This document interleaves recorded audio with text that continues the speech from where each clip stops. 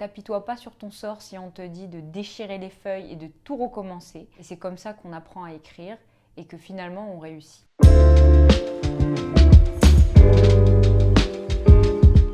Bonjour, je suis Ina Mecquar et je suis l'autrice de Souviens-toi des abeilles. Ce roman traite de notre rapport à l'intimité du monde et à l'intimité d'une famille, mais vu par le prisme de l'enfance. J'avais 8 ans, j'étais chez ma grand-mère pendant des vacances scolaires. Je gribouillais des petites histoires qui franchement n'auraient pas été publiées et elle trouvait ça formidable. Et en fait, ça m'a donné le courage de continuer à écrire, de persévérer.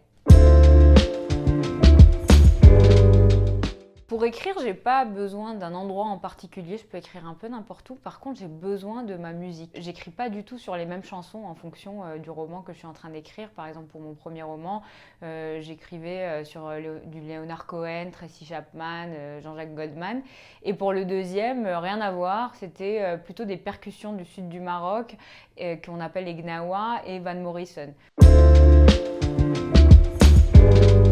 Ce que je fais, c'est que je vais faire autre chose. Je vais marcher, me balader, feuilleter ce que j'appelle mes livres refuges, mes auteurs préférés. Le tout, c'est de revenir en fait. Des romans qui m'ont beaucoup inspirée dans mon rapport à l'écriture, c'est Nos de Albert Camus et Moderato Cantabile de Marguerite Duras. Et il y a un autre livre que j'aime beaucoup qui s'appelle Le Prophète de Khalil Gibran. Et je me souviens d'une citation qui dit vos enfants ne sont pas vos enfants, ils sont les fils et filles de la vie elle-même.